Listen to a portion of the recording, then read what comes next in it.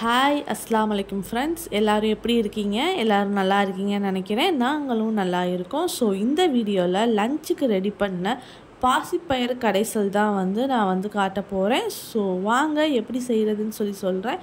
பாசிப்பயிறு எடுத்துக்கோங்க. நாங்கள் இதில் ஒரு 100 பாசிப்பயிறு எடுத்துருந்தோம். ஸோ நீங்களும் அது மாதிரி எடுங்க, இல்லை கூட வேணும்னா அளவு கூட போட்டுக்கோங்க.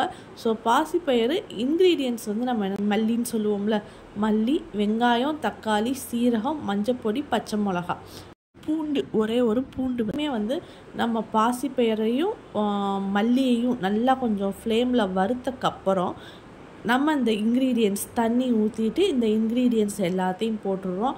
போட்டுட்டு ஒரு 5 விசிலாச்சும் விடுங்க. நல்லா அந்த பாசிப்பயிறு எல்லாமே நல்லா வெந்திருக்கணும். ஸோ வெந்தக்கப்புறம் நம்ம மேஷ் பண்ணுங்கள். எல்லாத்தையும் கொஞ்சம் மேஷ் பண்ணி விட்டுட்டு உப்பு ஆட் பண்ணிக்கோங்க. உப்பு ஆட் பண்ணிவிட்டு நம்மளோட கடைசல் இதான் ரெடி ஆகிடுச்சு. ஸோ இதில் நம்ம தாளிக்கிறதுக்கு என்ன போடுறோம் அப்படின்னா, எண்ணெய் ஊற்றி நான் ஆல்ரெடி ஒரு இன்க்ரீடியன்ஸில் சொல்லியிருக்கேன், வடகம் அப்படின்னு சொல்லியிருக்கேன். இந்த வத்த குழம்பு அதிலெல்லாம் அந்த வடகம் போடுவாங்க. ஸோ அந்த வடகம் இதில் ஆட் பண்ணுறோம். தாளித்து இந்த வடகம் ஊற்றினா தான் செம்ம டேஸ்ட்டாக இருக்கும். ஸோ லஞ்சுக்கு நாங்கள் இதான் வச்சுருந்தோம்.